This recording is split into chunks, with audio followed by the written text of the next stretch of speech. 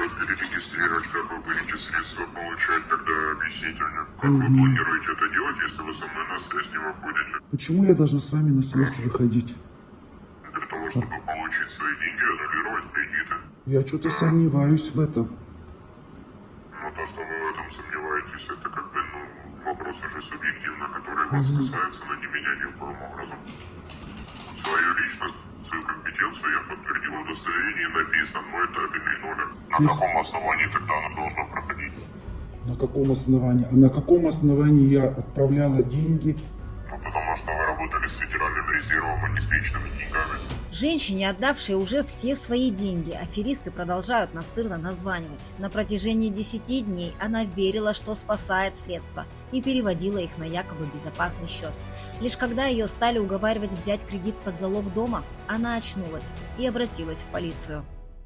Первоначально мне, значит, писала из замдиректора, сказала, что взломали базу нашей организации и мои данные утекли. Сказали, что счетам моим грозит как бы опасность, что могут деньги тоже оттуда снять.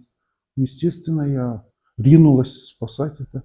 А потом на меня стали выходить якобы сотрудники ФСБ. Представлялись, свое звание, имя, отчество. Ну, как-то я поверила этому. Думала, серьезные люди, что идет такая операция, что у нас проверка идет. И установился тотальный контроль за моими движениями, что я говорю, чтоб я не ходил ни на работу, ни с сестрой, ни с детьми, ни с кем я не общалась. Постоянно была на связи, постоянно. Но в итоге я приехала в город Якутск, и я практически с аэропорта уехала в банк вот с этим чемоданом большим. И вот эти первые операции, которые деньги-то я снимала, они у меня лежали на карте.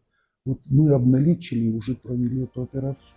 Ну и так практически каждый день, пока не выдавили. В целях безопасности сразу же после установки мессенджера в телефон необходимо настроить конфиденциальность так, чтобы писать и звонить, а также видеть ваш аккаунт могли только личные знакомые из списка контактов. Свои махинации мошенники проводят через социальные мессенджеры, поскольку так им проще всего подделать любой аккаунт. Чтобы не попасться на подобную уловку, следует перезванивать знакомым, набрав их номер из своей телефонной книги.